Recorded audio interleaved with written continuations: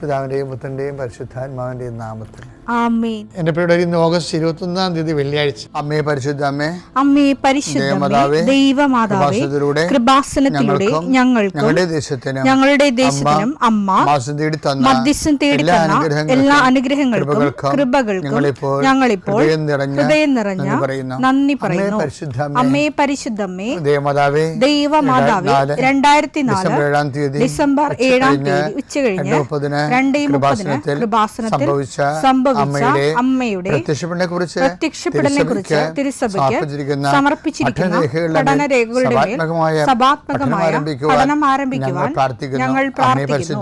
അമ്മേ പരിശുദ്ധമേ, ഭൂസ്വർലോകങ്ങളുടെ രാജ്ഞിയായ അങ്ങേയ്ക്ക് ഭൗമസംരക്ഷണത്തിനായി പ്രപഞ്ചപ്രകൃതിയെ തന്നെ തിരുസഭ പ്രതിഷ്ഠിക്കുവാൻ ഈ പ്രത്യക്ഷീകരണം വഴി ഇടയാക്കണമേ. പരിശുദ്ധമേ, ജപമാല മാതാവേ, സകല കൃപാസനം പ്രാർത്ഥനയോടും ചേർത്ത് ഞങ്ങളിപ്പോൾ പ്രാർത്ഥിക്കുന്ന ഈ കുടുംബത്തിന്റെ പ്രത്യേക നിയോഗം പറ മക്കളെ.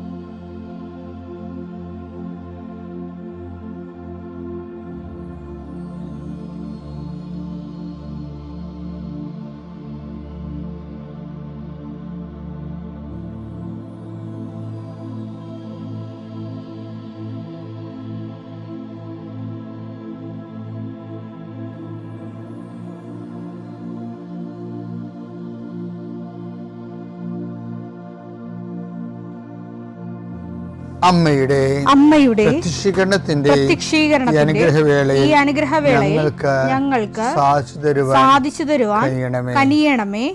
ആമേൻ. വിശ്വാസ പ്രമാണം. സർവശക്തനായ പിതാവും ആകാശത്തിന്റെയും ഭൂമിയുടെയും സൃഷ്ടാവുമായ ദൈവത്തിൽ ഞാൻ വിശ്വസിക്കുന്നു. അവിടുത്തെ ഏകപുത്രനും ഞങ്ങളുടെ കർത്താവുമായ ഈശോമിശിഹായിലും ഞാൻ വിശ്വസിക്കുന്നു. ഈ പുത്രൻ പരിശുദ്ധാത്മാവിനാൽ ഗർഭസ്ഥനായി കന്യകാമറിയത്തിൽ നിന്ന് പിറന്ന് പൊന്തിയോസ് പീലാത്തോസിന്റെ കാലത്ത് പീഡകൾ സഹിച്ച് കുരിശിൽ തറയ്ക്കപ്പെട്ട് മരിച്ച് അടക്കപ്പെട്ട് പാതാളങ്ങളിൽ ഇറങ്ങി മരിച്ചവരുടെ ഇടയിൽ നിന്ന് 3-ാം നാൾ ഉയർത്ത് സ്വർഗത്തിലേക്ക് എഴുന്നള്ളി സർവശക്തിയുള്ള പിതാവായ ദൈവത്തിന്റെ വലതുഭാഗത്തിരിക്കുന്നു. അവിടെ നിന്ന് ജീവിക്കുന്നവരെയും മരിച്ചവരെയും വിധിക്കുവാൻ വരുമെന്നും ഞാൻ വിശ്വസിക്കുന്നു. പരിശുദ്ധാത്മാവിലും ഞാൻ വിശ്വസിക്കുന്നു. വിശുദ്ധ കത്തോലിക്കാ സഭയിലും പുണ്യവാന്മാരുടെ ഐക്യത്തിലും പാപങ്ങളുടെ മോചനത്തിലും ശരീരത്തിന്റെ ഉയർപ്പിലും നിത്യമായ ജീവിതത്തിലും ഞാൻ വിശ്വസിക്കുന്നു. ആമേൻ. സ്വർഗ്ഗസ്ഥനായ ഞങ്ങളുടെ പിതാവേ, അങ്ങയുടെ നാമം പൂജിതമാകണമേ. അങ്ങയുടെ രാജ്യം വരണമേ. അങ്ങയുടെ തിരുമനസ് സ്വർഗത്തിലെ പോലെ ഭൂമിയിലും ആകണമേ. അന്നു വേണ്ടുന്ന ആഹാരം ഇന്ന് ഞങ്ങൾക്ക് തരണമേ. ഞങ്ങളോട് തെറ്റ് ചെയ്യുന്നവരോട് ഞങ്ങൾ ക്ഷമിക്കുന്നത് പോലെ ഞങ്ങളുടെ തെറ്റുകൾ ഞങ്ങളോടും ക്ഷമിക്കണമേ. ഞങ്ങളെ പ്രലോഭനത്തിൽ ഉൾപ്പെടുത്തരുതേ, തിന്മയിൽ ഞങ്ങൾ രക്ഷിക്കണമേ. ആമേൻ. നന്മ നിറഞ്ഞ മറിയമേ, സ്വസ്തി. കർത്താവ് അങ്ങയുടെ കൂടെ സ്ത്രീകളിൽ അങ്ങ് അനുഗ്രഹിക്കപ്പെട്ടവളാകുന്നു. അങ്ങയുടെ ഉദരത്തിൻ ഫലമായി ഈശോ അനുഗ്രഹിക്കപ്പെട്ടവനാകുന്നു. പരിശുദ്ധ മറിയമേ, തമ്പുരാന്റെ അമ്മേ, പാപികളായ ഞങ്ങൾക്ക് വേണ്ടി ഇപ്പോഴും ഞങ്ങളുടെ മരണസമയത്തും തമ്പുരാനോട് അപേക്ഷിക്കണമേ. ആമേൻ. കർത്താവിന്റെ ഉന്നതമായ നാമത്തിന് സ്വസ്ഥം ചെയ്യുന്നു. കർത്താവിന്റെ വിശുദ്ധ പൗരോഹിത്യത്തെ മഹത്വപ്പെടുത്തണമേ. കർത്താവെ, സഭയിലുള്ള സാന്നിധ്യം പ്രകടമാക്കണം. 40 വർഷം ഞാൻ അർപ്പിച്ച കൃപാന്റെ യോഗ്യതയെ കൃപാസ്ഥാനത്താരെ ജീവനോടെ പ്രത്യക്ഷപ്പെട്ട മാതാവിൻ്റെ മധ്യസ്ഥത ഇന്നത്തെ യാത്രകളെ അങ്ങയുടെ മക്കള് കൊതിയോടുകൂടി ഈ പ്രാർത്ഥന പങ്കെടുക്കുന്ന മക്കളുണ്ട്. ഇത് ഈ പ്രാർത്ഥന കൂടിയിട്ട് എവിടെയെങ്കിലും പോകണമെന്ന് പറഞ്ഞുകൊണ്ട് ജീവിതം സമർപ്പിക്കുന്നുണ്ട്. പലരുടെ കയ്യിലും പല രേഖകളും പേനയും ഡോക്യുമെൻറ്റും പരീക്ഷയും പാസ്പോർട്ടും വിസയും വിമാന ടിക്കറ്റും കർത്താവെ കുറേ സർട്ടിഫിക്കറ്റുകളായിട്ട് ആൾക്കാർ നിൽക്കുക മുട്ടനിക്ക് നിശ്ചയം അവരെ അതെല്ലാം രേഖകളെല്ലാം കർത്താവിൻ്റെ നാമത്തിൽ ഞാൻ ആശീർവദിക്കുന്നു. എൻ്റെ ദൈവവേദനെ നീ ആരെ ഇന്ന് കാണാൻ പോകുന്നു, ആരോട് സംസാരിക്കാൻ പോകുന്നതോ ഏത് തുറക്കാത്ത വാതിലും കർത്താവിൻ്റെ നാമത്തിൽ നിനക്ക് വേണ്ടി പരിശുദ്ധയുടെ മധ്യസ്ഥത തുറന്ന് കിട്ടട്ടെ എന്ന് പ്രാർത്ഥിക്കുന്നു. എൻ്റെ കർത്താവെ, രോഗികളെ സംബന്ധിച്ച് പ്രാർത്ഥിക്കുന്നു. എൻ്റെ കർത്താവ് മുടി കൊഴിഞ്ഞു പോകുന്നവരുണ്ട്, വട്ടത്തിൽ മുടി കൊഴിഞ്ഞു പോകുന്നവരെ കാണിക്കുന്നുണ്ട്. അവരെല്ലാം കർത്താവ് സ്പർശിക്കണം. അവരെന്തുമാത്രം മാനസിക സംഘർഷം അനുഭവിക്കുന്നു.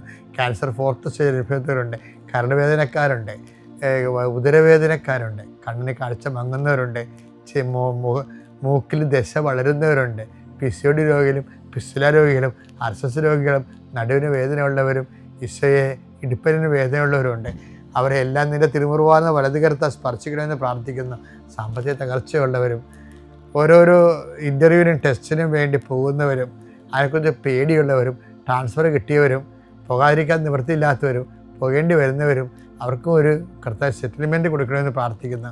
മക്കളില്ലാത്തവർ, വിവാഹം താമസിക്കുന്നവർ, കുടുംബസമാധാനം ഇല്ലാത്തവർ, ഭാര്യ ഭർത്താക്കന്മാർ അകന്ന് താമസിക്കുന്നവർ, മക്കൾ ദുർനടപ്പിലായിപ്പോയവർ, തെറ്റായ വഴികളിൽ പെട്ടുപോയവർ എൻ്റെ കർത്താവിൻ്റെ ഉന്നതമായ നാമത്തിൽ സഭയുടെ അധികാരത്തിൽ കുരിശടയാളത്തിൽ ദൈവശക്തിയാൽ ഇന്നത്തെ ദിവസത്തെ കർത്താവ് നിങ്ങളെ അനുഗ്രഹിക്കട്ടെ. നിങ്ങളുടെ ജീവിത ആവശ്യ സമയത്ത് വാഗ്ദാന പേടകത്തെ സമീപിക്കാൻ ഹെബ്രായർ 4:16 പറയുന്നുണ്ട്. അപ്പോൾ 4:16 അനുസരിച്ചുകൊണ്ട് എങ്ങനെയൊക്കെ ആ വാഗ്ദാന പേടകത്തെ സമീപിക്കാനേ പറഞ്ഞിട്ടുള്ളൂ. അപ്പോൾ സമീപിക്കാനുള്ള യോഗ്യതയാണ് നമ്മളിപ്പോൾ ഡിസ്കസ് ചെയ്തുകൊണ്ടിരിക്കുന്നത്. അതിൽ ഒന്നാമത്തെ യോഗ്യത നമ്മൾ പറഞ്ഞു വിശ്വാസം, 2 വിശുദ്ധി, 3 മാനസാന്തരം, 4 എളിമ വിനയം. 5ാമത്താണ് ഇന്ന് പറയാൻ പോണത്. എന്താ പറയാൻ പോണത്? അതായത് എൻ്റെ ഉപദേശം മുറുകെ പിടിക്കുക. അതായത് ദൈവവചനം മുറുകെ പിടിക്കണം. അതാണ് ഒരു യോഗ്യത, 5ാമത്തെ യോഗ്യത. ആ വചനം എന്ന് പറയുന്നത് സുഭാഷ് 4:13 എടുത്തേ. എൻ്റെ ഉപദേശം മുറുകെ പിടിക്കുക, എൻ്റെ ഉപദേശം മുറുകെ പിടിക്കുക, അത് കൈവിടരുത്, അത് കൈവിടരുത്, അത് കാത്തു സൂക്ഷിക്കുക, അത് കാത്തു സൂക്ഷിക്കുക, അത് നിന്റെ ജീവനാണ്. കർത്താവിൻ്റെ ഉപദേശം കാത്തു സൂക്ഷിക്കണം എന്ന് പറയുമ്പോൾ അറിയാമല്ലോ, ഞാൻ എപ്പോഴും ഓർക്കണ കാര്യം എന്നറിയാമോ, നമുക്ക് ഇപ്പോൾ 2 പള്ളി നമ്മൾ സ്കൂളിലൊക്കെ പഠിക്കുമ്പോൾ 2 തരം ഓടണം. ആൺപിള്ളേർ ഇങ്ങനെ സ്പൂണിൽ നാരങ്ങ വെച്ചുകൊണ്ട് കടിച്ചു പിടിച്ചുകൊണ്ട് ഓടും. പെൺപിള്ളേർ മെഴുകുതിരി കത്തിച്ച് പിടിച്ചുകൊണ്ട് ഓടും, അല്ലേ? മെഴുക് കത്തിച്ച് പിടിക്കണം. അപ്പോൾ നമുക്ക് ഒരേ സമയം തന്നെ നമ്മൾ ഓടുകയും ചെയ്യണം.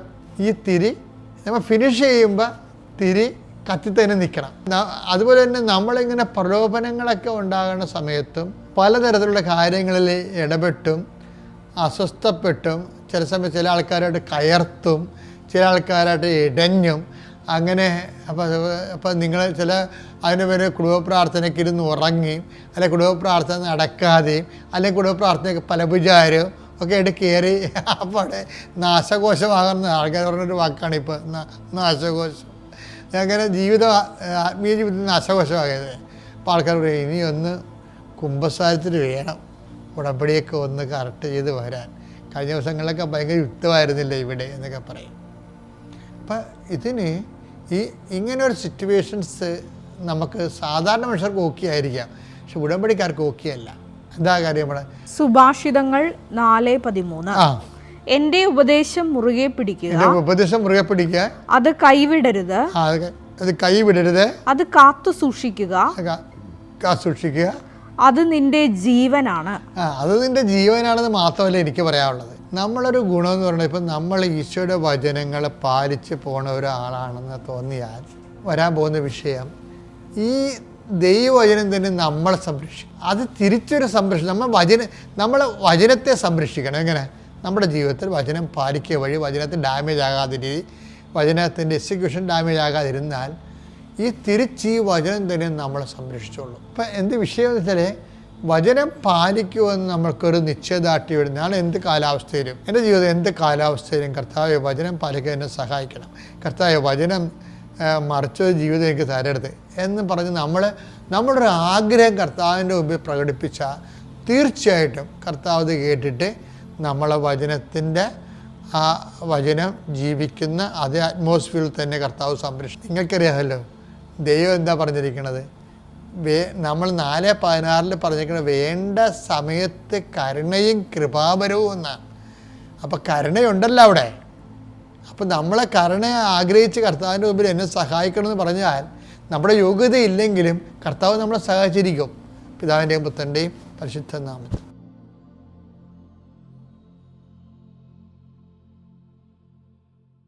അത്യപൂർവ ദൈവാനുഭവങ്ങൾ ഇനി നിങ്ങൾക്കും സ്വന്തം. ഈ യൂട്യൂബ് യൂട്യൂബ് ചാനൽ ഇതുവരെ സബ്സ്ക്രൈബ് ചെയ്തിട്ടില്ലെങ്കിൽ ഇപ്പോൾ തന്നെ സബ്സ്ക്രൈബ് ചെയ്യുക. ഈ വീഡിയോ ഇപ്പോൾ തന്നെ നിങ്ങളുടെ സുഹൃത്തുക്കൾക്ക് ഷെയർ ചെയ്തുകൊണ്ട് കർത്താവിൻ്റെ പ്രേക്ഷിതരാകുക.